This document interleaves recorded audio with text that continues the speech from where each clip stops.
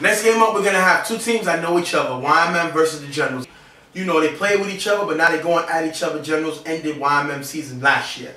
Yeah, but this hasn't been the same Generals team. They started off hot this season, but then YMM kind of took off towards the end of the season, and now they're looking to end the Generals season the way that they ended their season last year. And the Generals took a shot by getting rid of their quarterback of the year, a guy who abandoned his own team to come to join them, Pito, and they got rid of him. You know, they got into a little discrepancy because they wanted to go with their starting quarterback, Cal. But once, not only did Pito leave, he took Joe with him. Joe, who's one of their best deep player receivers, he took with him. And I think that's hurting them. And that's basically Coach Jose taking a gamble on the season by letting this go down. I think he should have stood with Pito. You think he should have stood with Pito because we don't think Cal is ready because he's still hurt because of that knee. But we're going to have to see what happens this game. Nelson's going to start off with a pass getting tipped by Dindo, and a nice interception here by the Generals to get the ball back. Next play, Cal is going to go behind Julio, and it's going to be bobbled by Brown, but intercepted by Rico. Great play by Rico, giving Wyman back the ball, bailing his quarterback Nelson out. Nelson's going to throw a deep pass to Jeremy on the sideline and follow up with a nice pass to Bones in the end zone. Great catch by Bones. 6-0, give Wyman the nice lead. And this is the best way to start off early, giving Bones the ball. You know he's one of your best receivers. You go to him, you don't hesitate. They're able to make 6 points early. Kyle is going to throw a pass to Rob, and Jeremy with contact is going to cause an incomplete pass. But Jeremy's going to get caught for the pass interference, getting in there a little early. That's a good call, but it's still going to cause Generals to end up punting on that series, giving the ball back to Wyman. Nelson's going to throw a nice pass to the sideline. Brandon with a nice catch here. Nelson's going to follow up to Brandon for the touchdown in front of the end zone, 13-0, and Nelson is comfortable, and he's comfortable going to Brandon. This is his guy, this is his brother. Get him the ball, he does that, touchdown, 13-0, great play here by Nelson, driving the ball down the field. Kyle is going to throw a pass deep to Rob, where we're going to see Jeremy do what he's done all season, get the interception, giving the ball back to Wyman. This guy, Jeremy, at safety, is dangerous, beats the ball, does it here again. And this is something that you've been seeing with Jeremy consistently all season. It seems like none of these quarterbacks learn their lesson at this point. Jeremy is a professional at cheating and using the bait play. Thinking that your guys are open and it just comes and takes it out of nowhere. Jeremy's been doing it all season, and this is no different. Nelson's going to get the ball back. He's going to throw a touchdown to Brandon. Brandon's second touchdown, 20-0. Great play by this YMM team, getting it moving.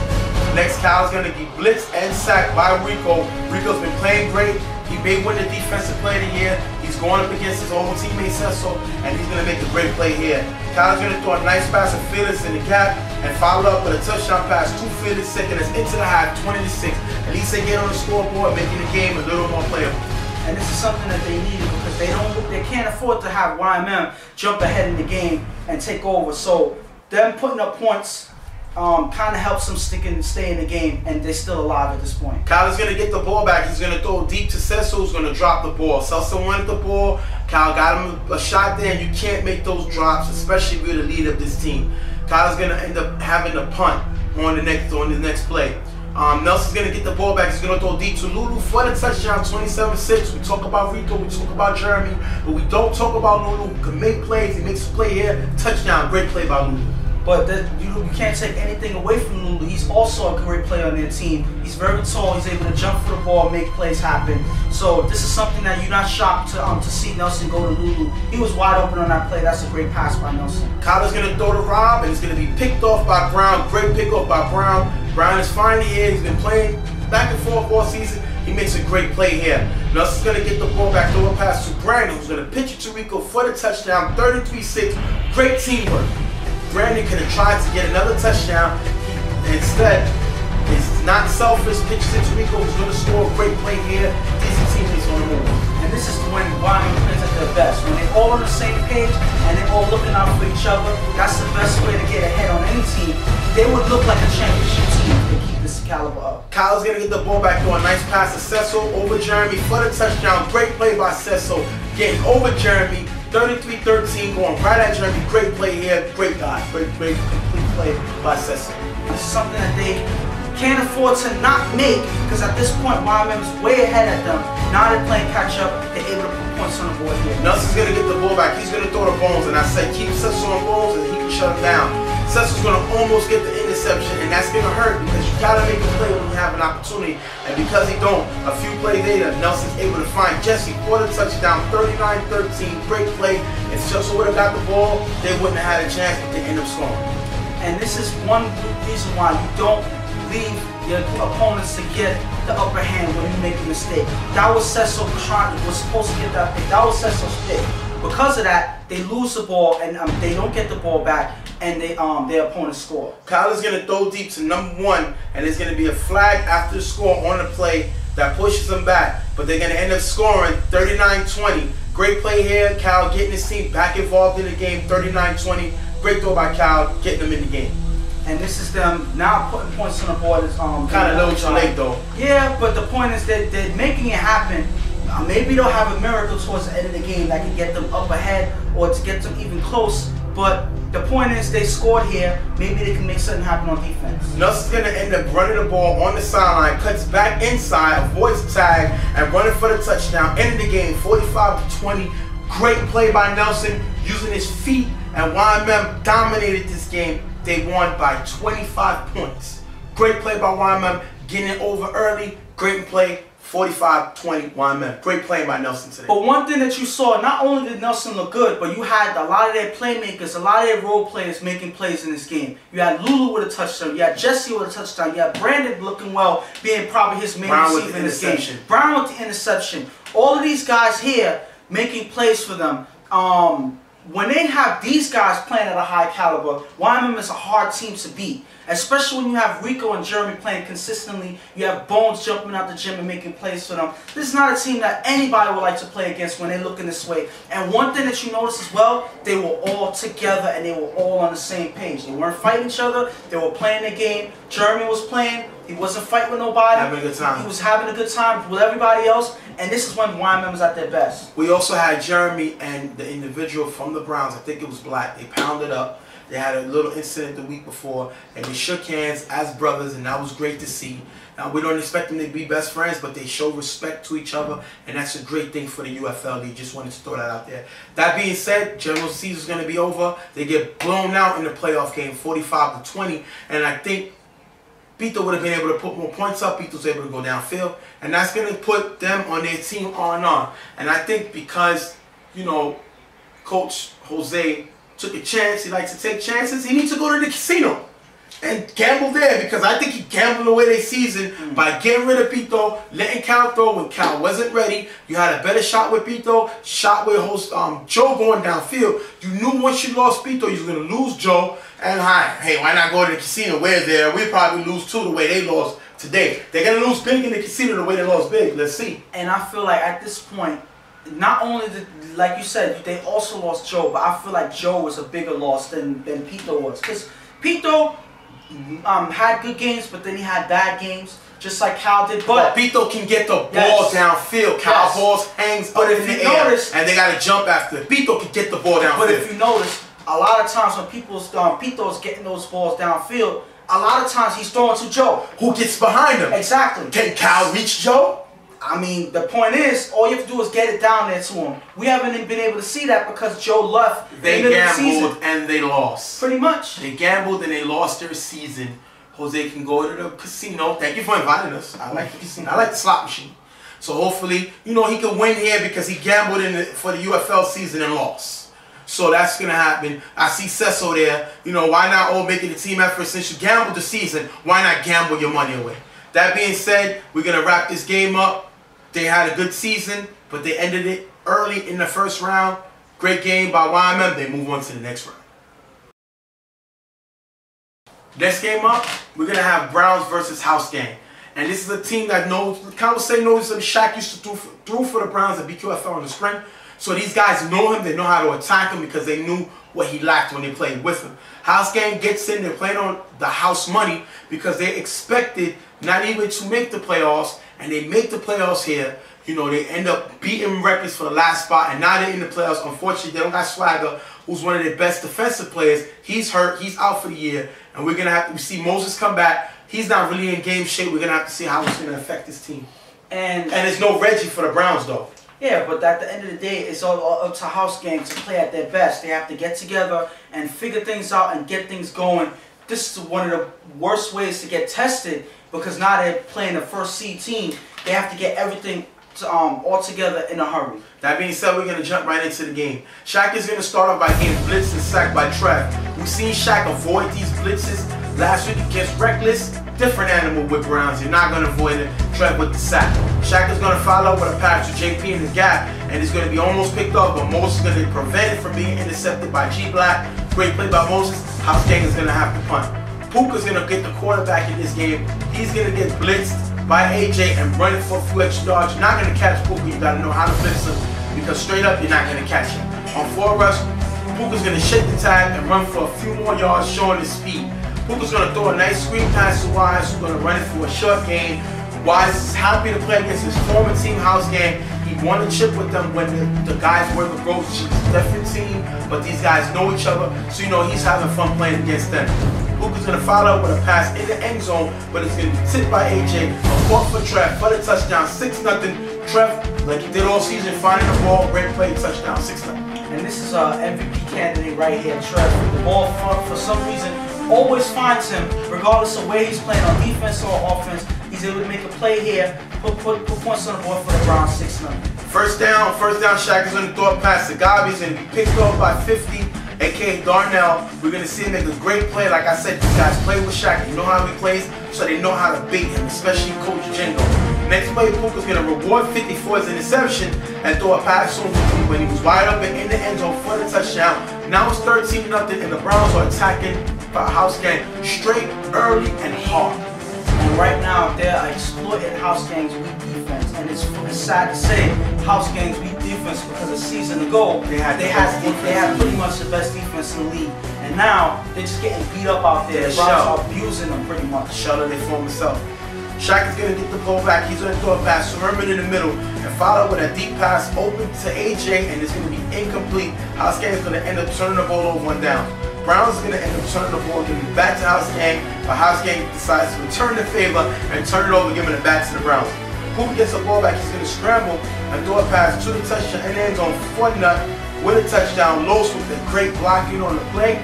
House Gang unable to pressure them, 20-0. Great play by the Browns. And if you look at that play, Los was blocking 2 guys. He was blocking Gabi and he was blocking someone else. Which is humiliating. Yes, so when you have one guy blocking 2 of your guys, including your blitzer, and your quarterback is sitting there dancing with all the time in the world, that looks bad on your defense. And the Browns are pretty much doing whatever they want with you, and you can't do anything about it. Shaq is going to get the ball back, and he's going to be blitzed by Trev and score for the safety, 22-0. Now it's becoming laughable. This is very humorous because House Gang showing nothing. They're showing nothing, and the Browns are pretty much doing everything that they want. Whenever they want points scored, no matter how they get it done, they're getting points on the board, even at a safety. Yeah. And the sad part is now they get the ball back, and they have more chances to score points on you. Why not? Score more points. House Gang likes to give up points, so why not take it? I mean, this is not the playoff game I'm pretty sure House Gang is looking to play. Right now, it looks humiliated. All they have to do is just finish the game off and just go home. Puka's going to toss a pass in the end zone. It's going to be caught by Hot Rod for the touchdown, something that the Browns is used to. And guess what? That's only halftime. 28-0 at the half. We got to see a whole nother half. What? Exactly. There's nothing else to say at this point. What? Puka's going to get the ball back. He's going to throw a deep pass to Trev. Chi is there, but Trev snatched the ball like a kid that don't want to share his candy from Chi. You see Chi get picks this year? Not here. 34-0. Now, they're just basically slapping him around the neighborhood. Right there, you can see that was Trev's ball all the way, regardless of what you saw on the play. Trev was determined to make sure that he got that touchdown. She tried to fight it, but that's Trev's ball all the way. That's a touchdown. We've seen so many of those happen. Trev just pretty much been doing everything in this game. Shaq is going to get the ball back, down 34-0. He's going to throw it past JP. He's going to be tipped by 50. Then Hot Rod's going to get it. Then Trev is going to get it. And then it's going to be what? A touchdown for the Browns, running it back the other way for the touchdown. Ending the game 40-0. 40. That was 40 points to nothing. Yeah. Right. Good game, House Gang. What? With no Reggie? I think they would have had a better chance had Reggie been there, because Puka has too much speed for this team to give up on. But that's going to end the House Gang season 40-0. House Gang, they came away at the end. They won a few games. They made the playoffs. They ended up getting the spot in the playoffs, playing the Browns, and this wasn't even a challenge. 28-0 half, 40-0 game. It was so bad that you was looking at the other game across the field. Yeah, players actually looking at the other field while they was playing defense on this field, looking at the other game. That's pretty much how bad this game was. House Gang weren't able to do anything at all. Shaq wasn't able to get anything going. Their receivers wasn't getting anything. Wasn't able to make any real plays. Probably some short dump offs here and there, but nothing that really mattered. So at the end of the day, the 40-0 loss that they got to the Browns, it kind of looked like they deserved that. So that's going to end House Gang season. They played interesting this year, won down the stretch, made the playoffs. They got to be happy about that. And this team is rebuilding. And their team, RNO, when you're rebuilding, they need to have a talent search. You know, audition people for talent. You see Swagger there. You see Mike Santos there. Because this team has no talent. They got heart, but they got no talent. You know, Eric made it as the All-Star. JP made it as the All-Star. But they made it as reserves. They didn't have enough time to start. They got to decide what they want to do with Shaq. I think Shaq still has a lot left. I think Shaq just needs to get back in rhythm. She played decent, but he didn't play in the beginning of the season. This team needs talent, which they have none. They have a few, I wouldn't say pieces, they have a few spares. But they need pieces to develop because this team has heart. So you can win games with heart. But in the playoffs, you got to have some form of talent. We're there. We happen to be there looking at the talent helping them because they need it. They need to find some talent to make this team better. They just need some type of spark on their team. Somebody who's consistent, somebody who makes plays no matter where he's at. They need a dominant player, I would say. That one player to say, you know what, they have that go-to man that nobody can stop. They need that to get them over the edge. And I think that's Moses, but Moses is out of shape. He got to get back in game shape. He has to want to do it. And if he does it, Moses is going to bring other players. That being said, that's going to end House Gang season. As you see, they're in a search for a talent search. So if you're looking for a tryout for this team, we'll give you the number. We'll give you their website because this team is desperately need for talent. That being said, they're going to have a decent season. We're going to end up the game. Browns move on. House Gang season is over. Next game up, we're going to have Carver Mob versus Street Fam. And this is going to be the debut of Shy. Shy is the best player in this league. He's dominated this league. He's up there for MVP. He's played well, and this is getting a chance to see what he can do against Carver, who he beat for, I believe, 2 touchdowns in the regular season. So this guy is definitely ready for the challenge. Spaz made the All-Star team as the 3rd quarterback on the West, and now he gets to battle the starting quarterback of the West, Chuck. And I would say this, the last stretch of the season, Street Fam has been looking good. Spaz has been doing his job, not turning over the ball, throwing some better throws than he did in the beginning of the season. And Shaw's been pretty much lights out for throughout the whole season. Regardless of who they played, he was able to put points on the board. This was a dominant play on both sides of the field, making things happen no matter where he's at. A definite MVP candidate out there. That being said, we're going to jump right into the game. Street Fam is going to start off with the ball, but they're going to end up punting, giving the ball back to Carver Mob. The Mob is going to drive down. Chuck is going to throw the number 43 in the gap, which the ball is going to be dropped. Chuck is going to follow up with a deep pass to Cable Guy. The ball sails left, and it's going to be interception by Trex. Now, what I like about Trey's going to get the interception. What was crazy about this one, Cable Guy was rumored to be out for the year with a pinched nerve. I got to go and shoot my sources because he's here playing. But Chuck Ball is going to sail, and we're going to see him make a mistake, which is throw an interception, which he's done this year. He's made mistakes. So you definitely have a chance to beat this team if you don't make mistakes. Spaz is going to get the ball back. He's going to throw the pass to Shy, but Shy's not looking, and it's going to be incomplete. Spaz is going to follow with that short pass to Shy. Danny goes for the tag. The whistle never blows. Shy's going to run it in the end zone. Refs call initial tag, and it's going to be a turnover on plays. Kind of controversial with this call. The refs bring the ball back. What do you think? Was it a tag? I mean, one of the refs said that the ball was bobbled, that it wasn't a tag, so they never blew the whistle. But then another ref on the other side said that he was tagged, so they bring the ball back. I feel like that was a big play for Street Fam that could have actually, changed the game. But my point is that would have never happened if they didn't have that miscommunication down before that. That's going to be a turnover. Chuck is going to get the ball back with a nice pass to Cable on the sideline for a decent game, and it's going to give him the first down. Chuck is going to throw a short pass to Happy and follow up with a pass to Cable Guy in the corner for the touchdown. 6-0. Touchdown, Carver, 6-0. Chuck made a mistake the first series, doesn't make one yet. And this is one way, when you don't capitalize on your opportunities, that's when Carver punishes you for it. So that right here, they were all offense, they could have capitalized on that opportunity, they didn't, and Carver's able to strike right back, coming up with points on the board, now they're up ahead. Spaz going to get the ball back and throw a nice pass to Breeze, who's going to get past Alvaro for the first down. Great play, Spaz, not scared to attack his defense. Spaz going to follow with a deep pass to Shaw in the end zone, and Shaw's not going to be able to make the play. He's going to drop the ball. Spaz going to throw a pass to Trey in the end zone. He's going to drop the ball. Spaz going to throw to Shaw in front of the end zone, but he's going to be knocked away by Danny. Turnover on downs. This team has an opportunity, and they're not able to capitalize. They're going to end up turning over the ball. I mean, 2 opportunities where they dropped the ball in the end zone. That kind of hurts Spaz's confidence. It will hurt any quarterback's confidence, especially when they're playing against Carver. And every opportunity that they lose gives Carver opportunities to capitalize. So this is something that they can't afford. Why wait till the playoffs to stop making plays? Chuck is going to get the ball back and throw a pass to Boo Boo in the middle and follow it up with a pass to Boo Boo in the end zone for the touchdown, taking us into the half, 14-0 Carver. Carver looking dominant, but it's because of Street fans' lack of making plays. It has nothing to do with just Carver just beating them up.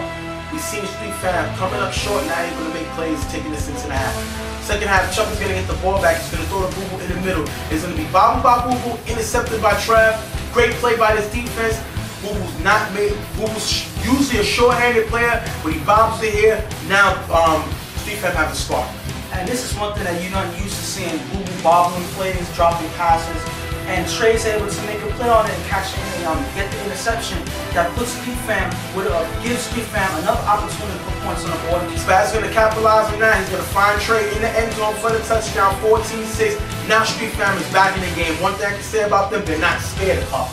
And they don't give up on their games. I mean, they stay in it, they keep playing, and they fight. And that's one thing that you gotta give to them. They're not scared of no matter what team they play against. Chuck is gonna get the ball back and throw to a wide open Boo Boo on the sideline, and follow up with a short pass from Cable Guy, who's gonna dive in for the touchdown, 20-6. And I guess he's not as hurt as I thought he was. Got it ready. File my sources, 20-6. I mean, he's looking totally different from what you described. He does not look like a guy who would have pitched him at all. He just looks like a guy who's coming, ready to play his game, and he's playing big, and he's making plays, and he's able to put points for Carver. Spav can't move the ball. He's going to get rushed on 4 rush by Happy Feet, and NYK cannot block him, and Spav's going to throw an incomplete pass. Street Fam's going to end up punting. Happy Feet was the best pickup that I say Carver made. Great pickup by Pams. He's faster than Bishop, and he makes plays. He's going to make a play here. Chuck is going to follow with a pass to Johnny V on the sideline, but it's going to be intercepted by Shaw. Great play by Shaw. He gets the pick on Chuck. Chuck didn't see him. Shaw is showing he can do it against anybody. And he just came and took that ball without anybody noticing. I didn't even see it coming. Shaw with a great defensive play. This is one thing you cannot count Street Fam out when you have Shaw making plays like this. Spaz is going to get the ball back. He's going to throw to a wide open creature in the middle and follow out with a pass to Shaw in the corner, but Shaw's going to drop the ball. We see Shaw drop an earlier touchdown. He drops this one too. Spaz is going to get rushed on 4 rush and get rid of the ball. The ball's going to be tipped and almost intercepted by Happy Feet. That would have been big. Spaz is going to get the ball back, but gets sacked by Happy Feet right before he throws the pass to Breezy in the end zone. Turnover, 1 down. Giving the ball back to Carver. Bad turnover. They needed to score on that. That would have been a touchdown if he didn't get sacked on that play. Great play by Happy Feet. Chuck is going to throw a pass to Cable Guy while Cable Guy is running. Cable Guy loses the ball. It's going to be caught in the air by Izzy. Turnover, 1 down. Great play by the Street Fam defense. Again, they're not scared of Carver. They're only down 20-6. Spaz is going to throw deep to Shaw, but it's going to be out of bounds. He's going to follow with a nice pass to Trev near the end zone, but then Street Fam's going to end up getting turnover on downs, not able to score. What would you say about the last turnover? that's something that kind of kills them right now. I'm not saying that they're out of it, but that's something that they couldn't afford getting this late into the game. They didn't capitalize on this play, and it may hurt them because Carver's definitely going to capitalize on getting out soon. And they end up doing that. Chuck is going to throw a deep pass to Joe Blow in the end zone for the touchdown. That's going to end the game 26-6. The game was actually closer than what the score would show, and that's going to end Street Fam season. And this is something that's pretty much all on Street Fam. You can't necessarily Carver beat them up or they took advantage and Street Fam had no chance. This is all Street Fam making mistakes and not playing at the caliber that they needed to play. They dropped passes, they weren't able to make certain plays on defense, and ultimately they pretty much lost this game for themselves. And they fought Carver. But again, like you said, they kind of gave up this game. Unfortunately, that's going to end Street Fam season. Got nothing to hold their head about. They battled against the defending champs. And now I think, they go to Team R&R. And what they need to do is they need to put Sean on vacation. As you can see, they're there, Preacher's there, Spaz is there. And they're sitting down catering to him. Because this guy carried the team all year. He deserves a vacation. These guys deserve to serve him some lemonade, some stuff. Let him relax. We're there. We're happy to help out because this man deserves it. He carried this team by himself. Pretty much that's been him all season. He's been doing everything on every side of the field. And without him, there is no Street Fam at this point. I'm sorry to say, but without Shaw's dynamic play, this would have been a totally different team. I don't think that they would have been in contention to face Carver or beat the Browns during the regular season. I feel that this would have been a totally different team if he didn't play at this level. Carver moves on to the next round. Hopefully Shaw can get some rest. He made the All-Star team, but he's going to have a week off this year to relax, get himself together, and be able to, relax because he deserved it. He may win the MVP. We'll have to see what happens. Great play by Street Fam this season, but that's going to end their season as Carver moves on to the next round.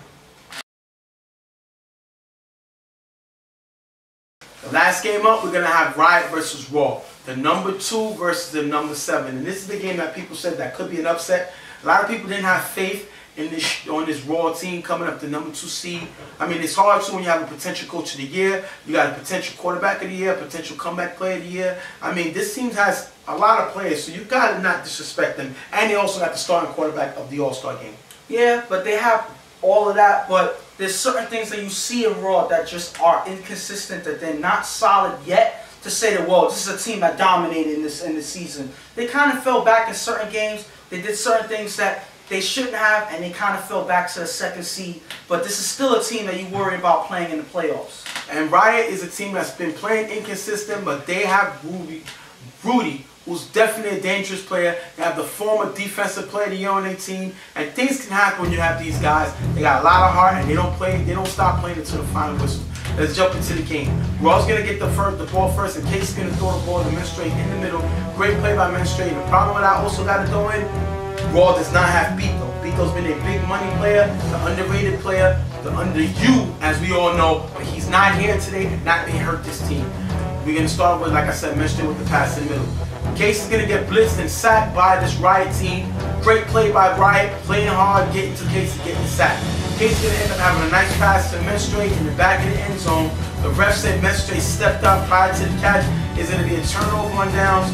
Unfortunately, Menstrate stepped on the line. That would have been big for that first score. Right when you needed to, they see steps on the line, cause a turnover, giving Riot a chance to step up in this game. Something that you don't want to do to a team that has pretty much nothing to lose at this point. This is something that you didn't need. Unfortunately, it happens. Rudy's going to get sacked by Goldo on 4 rush on his first possession. Goldo made the All-Star team as reserve. This guy's a great play, physical, and he has very, very seductive speed. No, not seductive. Yeah. He has a lot of, how would you say, what's the word? He's fast. He's fast. It's hard when you're on camera to think of the word. He has speed, secret of speed. People don't know that he can pick up. He's good at chasing down guys. He makes a play here, and I got a little tongue tie. Rudy's not going to let that stop him. He's going to throw the run, he's going to cut in the back of the end zone for the touchdown. 7-0. Riot goes up, and that's exactly what they need. Seductive speed. Yeah, I'm still stuck on that. I'm sorry. But yeah, Riot squad steps up. They're able to put points on the board. Rudy guys actually making plays happen. This is something that you don't need if you're Raw. You're giving another team that's been off all season chances to get back in the game and get this stride going in the playoffs. It's not something you can afford at this point. Casey's going to get the ball back and he's going to end up scoring, throwing a touchdown pass to Ruben, putting the game back in tie, 7-7. Great play by Casey, able to score on this drive, tying the game right back up.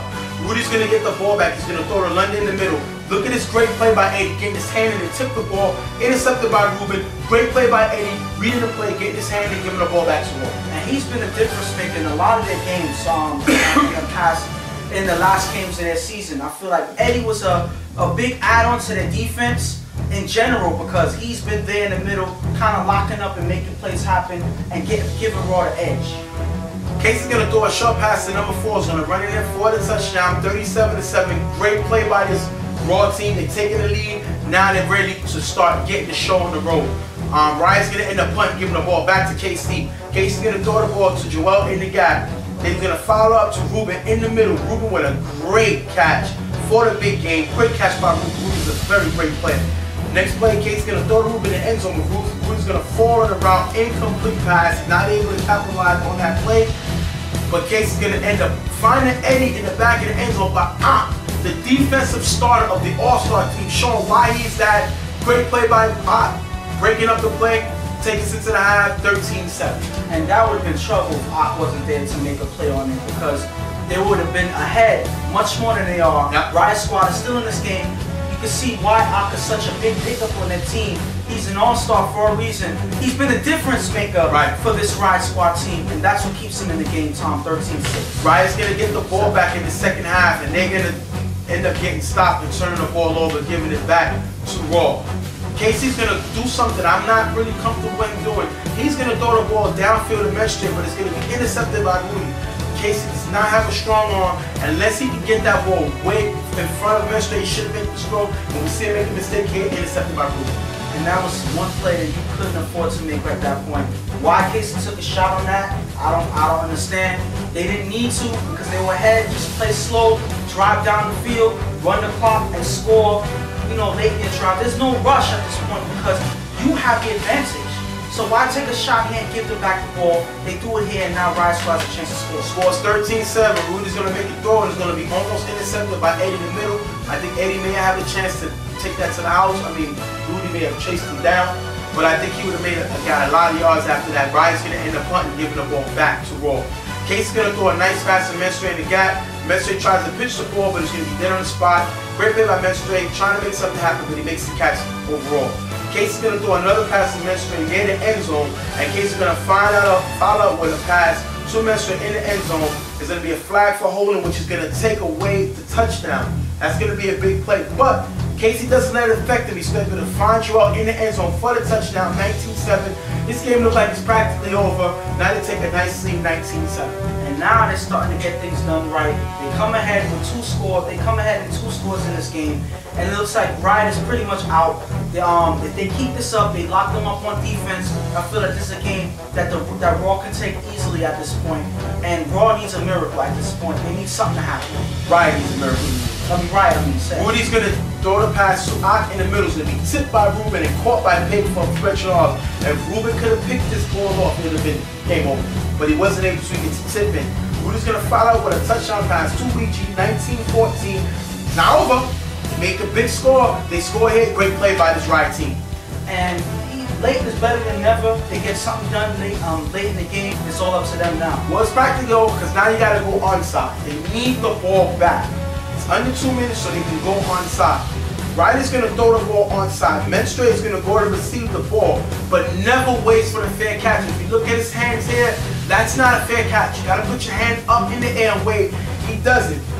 He's going to run into his own player. You can't really see it on the camera because of the crowd. He's going to run into his own player and touches the ball.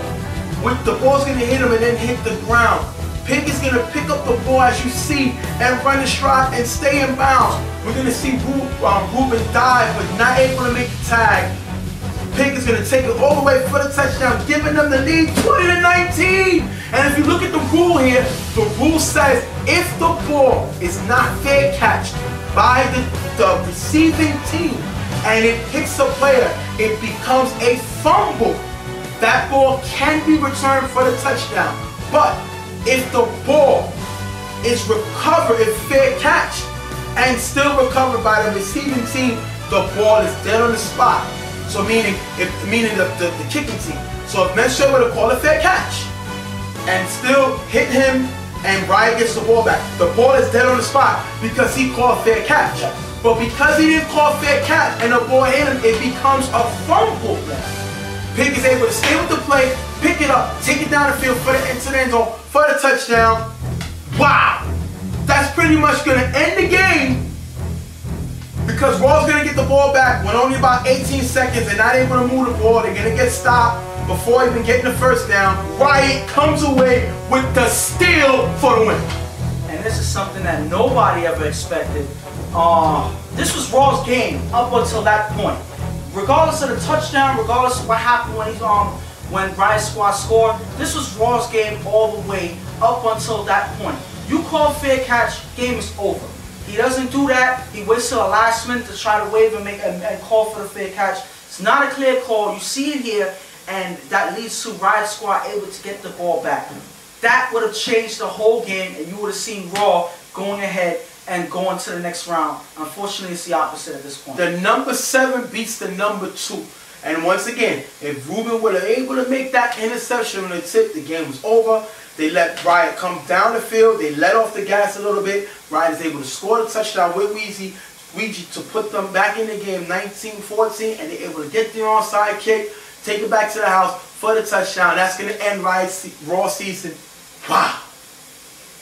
And like I said, before we even started talking about this game, they are number 2 seed, but they do things to give people opportunities to beat them.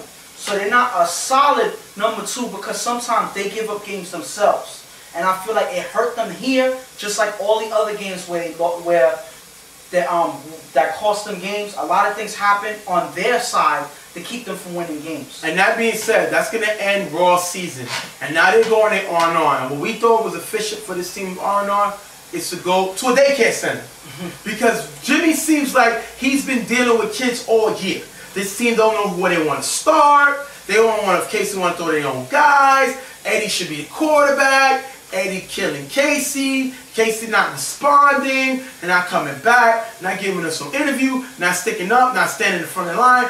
And it's like Jimmy is at a daycare because all these kids, you see Eddie on one side, you see Casey on the other side. We're there, of course. We love to be a part of the daycare center. But it seems like this team was kids all year. All year, they had an opportunity to win a championship. They pick up 2 big players from underrated with Menstrue and Pito. They still end up with the same results. They end up ending the season. So that's going to be it for Raw. And it hurts to watch because this could have been, they could have made it much further than this. And it's up to, and they were the ones who gave up the game at this point. That's going to end the show today. We're going to hope y'all like it. We hope y'all like it. Y'all get to see it. Now we come with the next week's matchups. I'm going to let you know now. You have Riot Squad versus Browns in the East. So you have Riot Squad, Browns who's the number 1, Riot Squad who's number 7, and then on the other side, also in the East, you're going to have YMM versus Generals. That's the next game that's in the East. Those are 2 games. In the East, on the West, you're going to see Carver versus Reloaded, and you're going to see Violators versus Rep City. Those are the matchups for the playoffs. We hope y'all liked the show. Hope y'all enjoyed the video. We wrap it up. Hopefully the West video will be up. We're gonna get ready for All-Star. Next year we're gonna go to next week. We're gonna go over the categories of the awards to see who's up there for contention for the awards. We want to thank you for being here. That being said, I'm gonna wrap the show up. I'm Stephen J. I'm here with my man Ghost. We're gonna end it. We hope we see y'all soon on another episode of Real Tough Talk.